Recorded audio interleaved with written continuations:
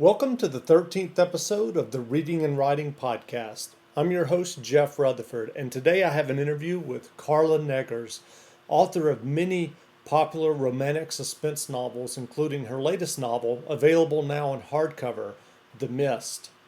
Also, I wanted to let you know if you would like to be a part of the podcast, I would love to hear your feedback. And you can leave a voicemail message at my new Google Voice voicemail line, and that is 413-84-BOOKS. And for those of you who don't want to interpret that, the number is 413-842-6657. Again, that's 413-842-6657. If you have a favorite book that you've read, or if there's an author that you would like for me to interview, or if you just have any general feedback, feel free to leave me a message. And now we have our interview with Carla Neggers, recorded live at Thriller Fest in New York City back in July. Hope you enjoy it.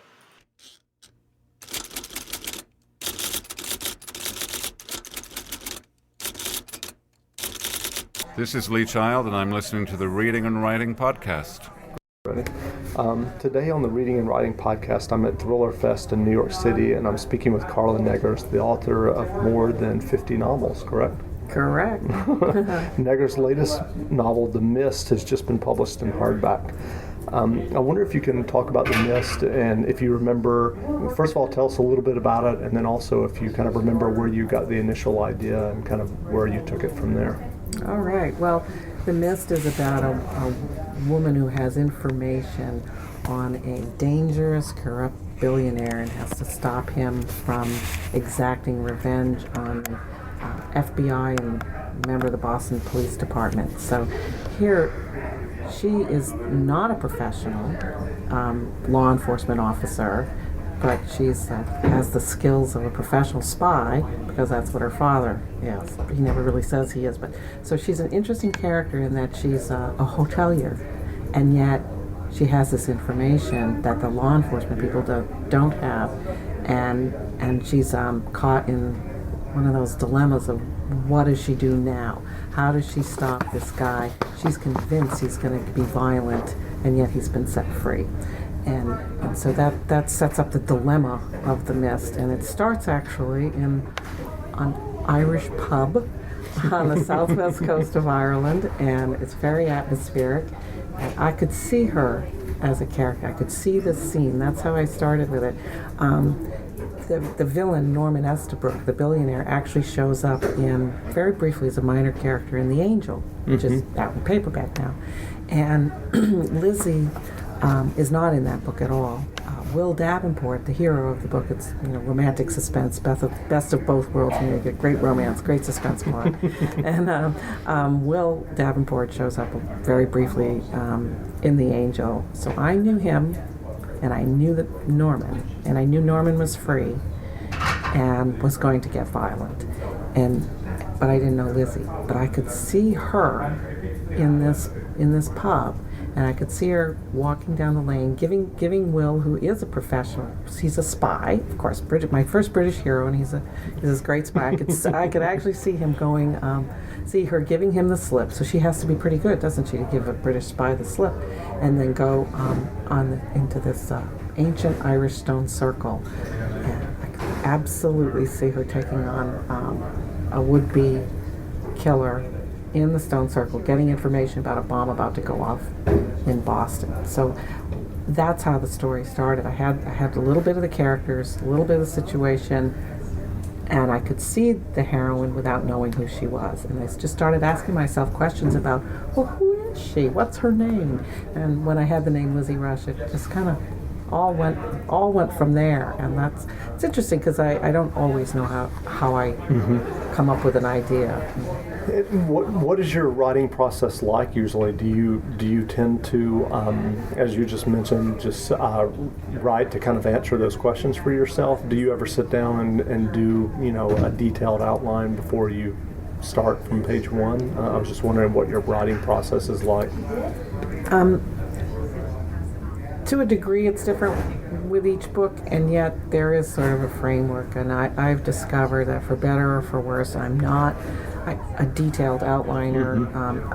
I sometimes think my life would be easier. I always think, oh, there's got to be an easier way. But well, I interviewed Lee Child earlier, and he doesn't write from an outline. So yeah, it's you find there's writers who do and writers who don't, Sure. and when you read the book, us as when we're the reader, it doesn't make any difference. No. It's just how you do it. So I actually will have an idea of the story.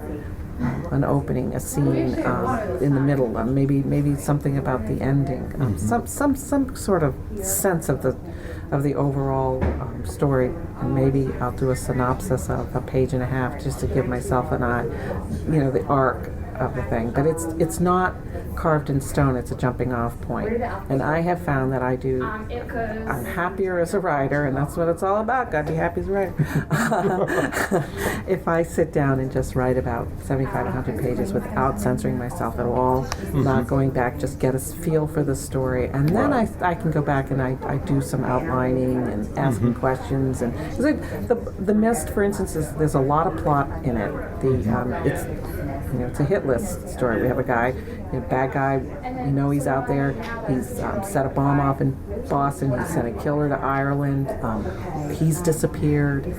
Lizzie has the key, is the key to finding him.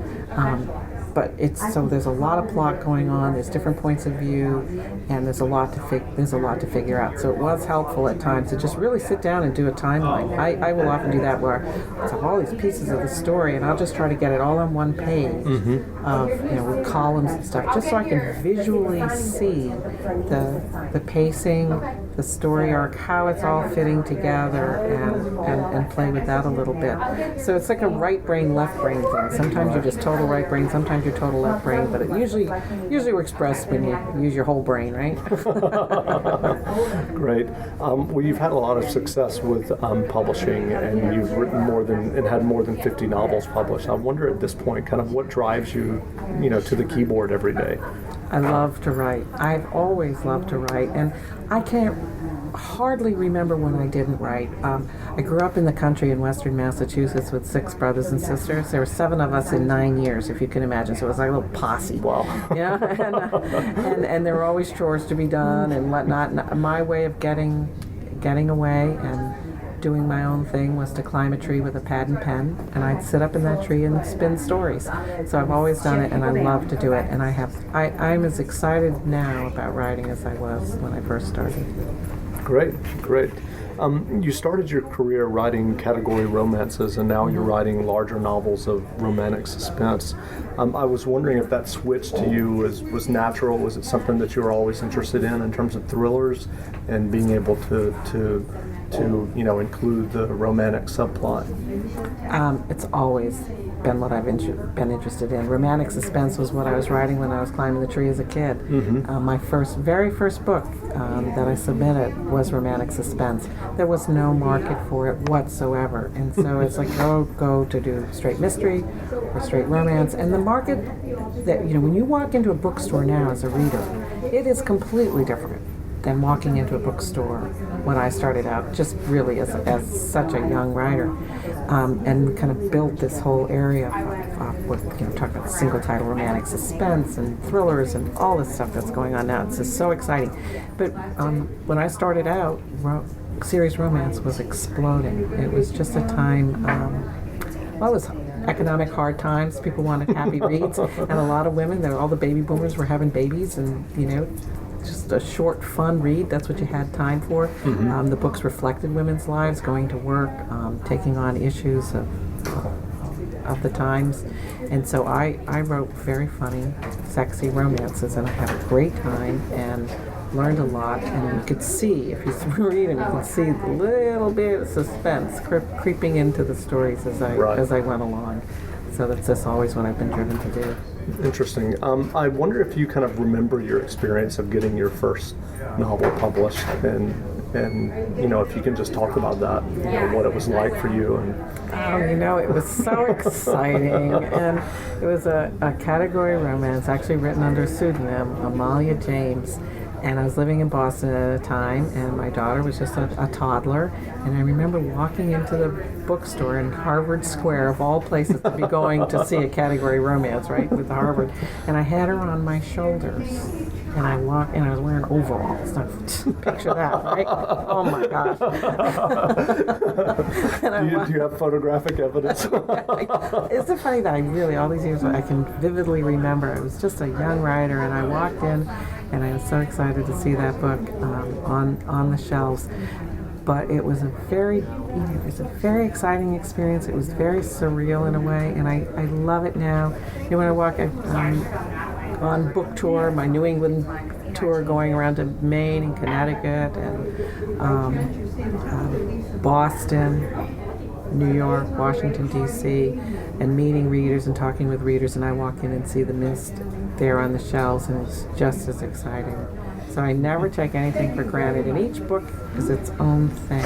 I just, I love what I do. I've been very, very lucky.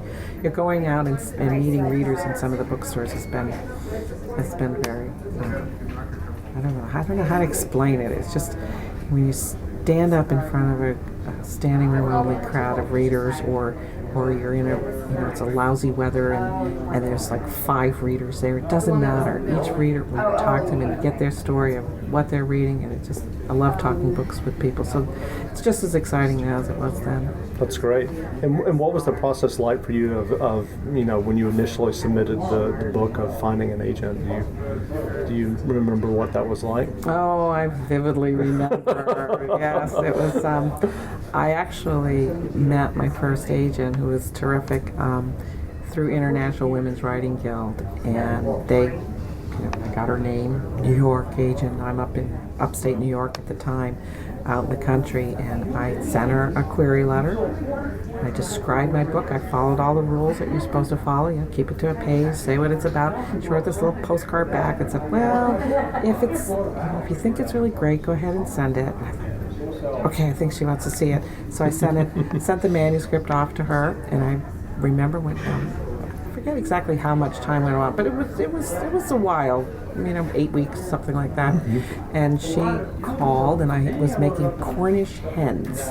I don't know if I've ever made Cornish hens since then. It was just one of those coincidences. And why I remember I was making Cornish hens, I guess maybe because I burned them. And she called, and I was so excited. I was as excited about getting an agent as I was about when I got published. And she stood by me through, initially it was about a year or so, mm-hmm. Of rejections and figuring out, and it was a case of us getting a lot of things like, well, we really like your book, but there's no market for it. And you still hear new writers coming to me now, like at Thriller Fest, and mm-hmm. when we're talking about it, they said, well, they're really driven to write a certain kind of book, but they're told there's no market for it. And you have to figure out what are you going to do with that. You can keep beating your head against the wall, or you can try to figure out, okay, well, who am I as a writer? What am I doing? What can I learn from this? And do something that you really enjoy. Sure. There was recently, within like the last week or 2 weeks, a story in USA Today. I don't know if you saw it or if someone sent you a link to it. And basically, it was, I thought, kind of a typical story where they were basically featuring several romance writers who, there was one who had a PhD in classical literature, and I felt there was almost like a tone of like, why would these people be writing romance? And I wonder, like, for you, having been in the business this long, does it still frustrate you to kind of have that kind of perception about romance fiction? Well, it's so much better than it used to be. It's just so much better, and the books are so much fun, and it's the most popular genre out there, so it's hard to be frustrated from that score. But I have met so many smart, wonderful people, whether they have a PhD or whether they didn't graduate from high school, who are really gifted writers, dedicated writers, and have readers who love their books. So for me, it's more about the writer than it is about their resume. Mm-hmm. I wonder. I mean, since you you are a prolific writer, do you have a lot of time to read as much as you would like? And does anybody have as much time to read as we would like? And if so, like, who are some of your favorites that you tend to enjoy reading? Oh, how fun. I've been asked this question a lot lately. Oh, it's funny. yeah. Yeah, I think we're just all, maybe it's a sign of the times or something like that we're all wondering, like, okay, who have you read lately? And I think that's the question we always want to know, because word of mouth is such a great way to find new writers. I read across the board, so I'm not a doctrinaire genre reader. Some people are, they read one genre and that's it, or even Right. one subgenre and that's all they want to read. Maybe it's all they have time to read, so that's their favorite, so they read their favorite. Sure. But it runs from, I love Elizabeth George, I love Nora Roberts. I'm reading a friend of mine I just met who writes historical regencies, Sophia Nash, Mary Blaney. Just all. I read all kinds of books. I read a lot of nonfiction. Right. David McCullough. Got to read John Adams. I read the whole thing, every start to finish. Great. I wonder if you have advice for aspiring writers. I mean, you're here at Thriller Fest and you're talking to people who are trying to get their books published, and I wonder if what kinds of advice you give them. Advice is always a perilous thing to hand out, isn't it? Okay, what's your advice?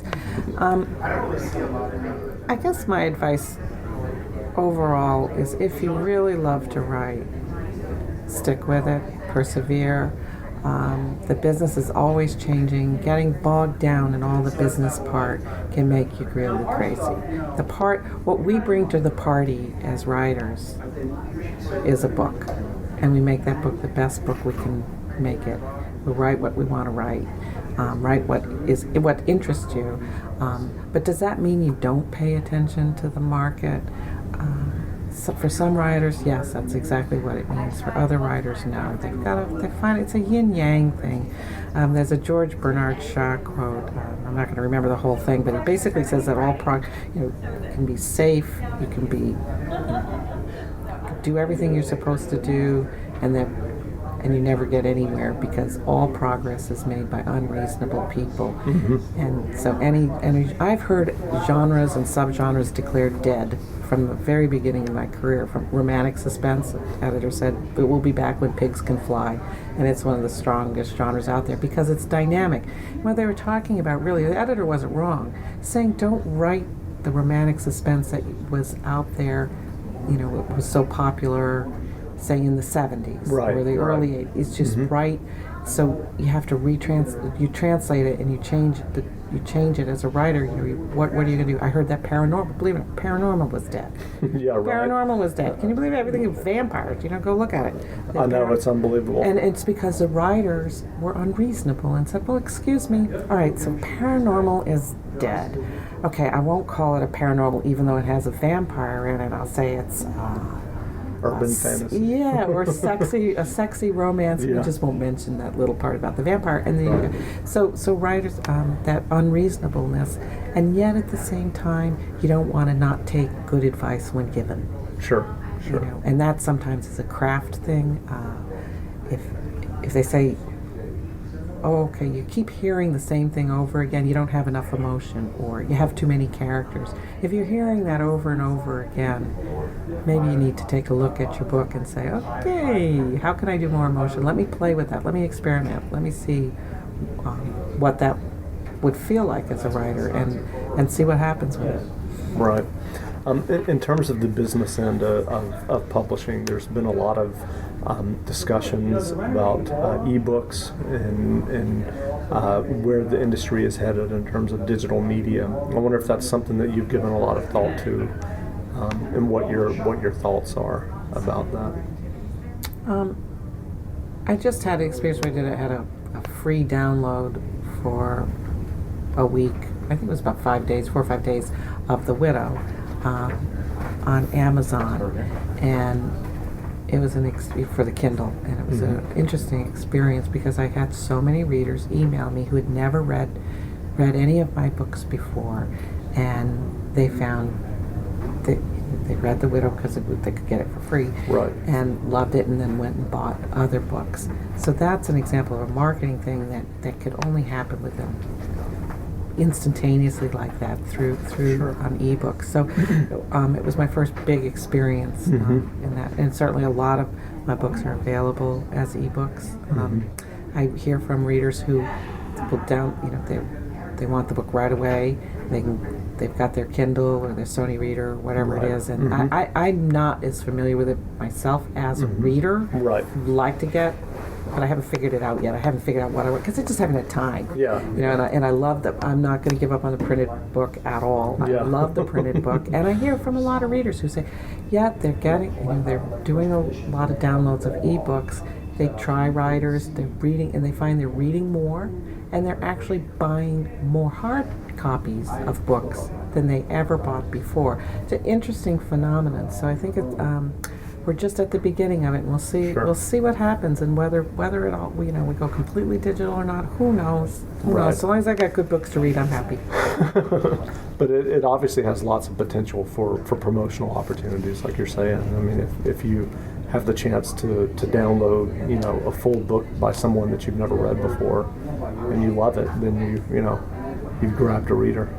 Yeah, or you see how all that will develop. I mean, I think that some of it may be okay. It won't be free. It'll be $1, or it'll be $3, right, or exactly. There's all these different approaches, and different readers are going to have different reactions. My son is a digital media major, so he's really all things digital. He's on everything. I'm telling you, he's got his Twitter and Facebook and IM and text messaging and all that.